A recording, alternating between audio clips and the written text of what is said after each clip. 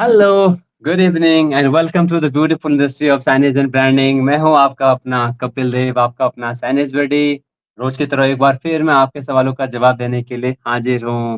जैसे कि आप जानते हैं कि मैं कोई साइनेज एक्सपर्ट नहीं हूं, ना ही मैंने कोई मल्टी करोड़ साइनेज बिजनेस बनाया है, ना ही मुझे कुछ इन्फ्लुएंसर बनना है और ना ही कोई पॉडकास्टर बनने का इरादा है। द ओनली इंटेंशन ये है कि हम लोग अपनी जितने हम ब्लंडर करते रहते हैं, जो हमारे एक्सपीरियंसेस है, जो इस इंडस्ट्री के चैलेंजेस हम रोज़ फेस करते हैं क्योंकि हम लोग ग्राउंड पे काम करते हैं, उनके बारे में बात की जाए। शायद बात करने से एक-दूसरे किसी की मदद हो जाए।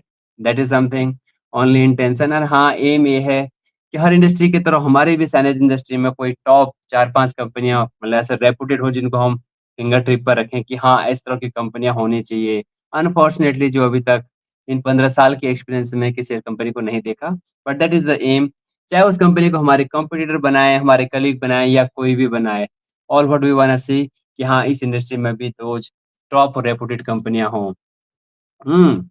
आपने सवाल भी भेजा बहुत ही डिफ़िकल्ट कि यार ये बताओ कि कंपनी का हालत कैसा है? कंपनी का बिहेवियर कैसा है? कंपनी को किस तरह से चेक करें? ऐसा check and balances as an new signage वाला या इंडस्ट्री में एंटर करने वाला कैसे देखे कि कंपनी हमारे लिए ठीक है या नहीं है?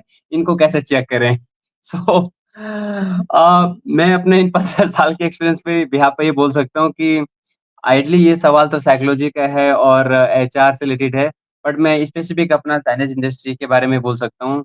एक चीज़ को नोटिस करना, जैसे अगर साइनेज कंपनी में आप काम कर रहे हो जिस भी कंपनी में, उसमें अगर फ्रेशर नहीं टिकते, फ्रेशर हो या जो न्यूकमर्स होते हैं कंपनी में, चाहे वो एक्सपीरियंस भी हो, अगर वो नहीं टिकते, मतलब पुराने लोग जो टिके हुए हैं 10 साल से, 5 साल से जो टिके हुए हैं, वो टिके हुए हैं।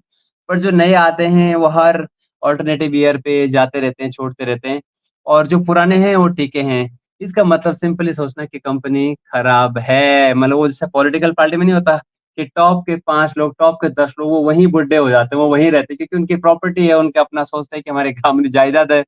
मतलब समझ लेना है कि वो कंपनी नहीं है, वो एक पॉलिटिकल पार्टी है जिसमें न्यूकमर के लिए कोई एंट्री नहीं है।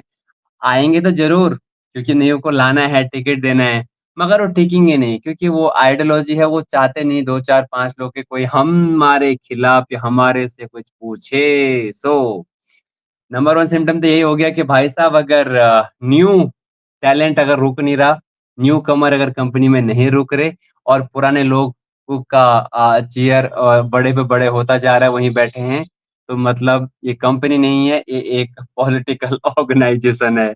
सेकंड है कि जहाँ पे इंसेंटिव स्ट्रक्चर को अंडर द टेबल बात की जाता है। अगर आप ये समझ लो कि आपका कंपनी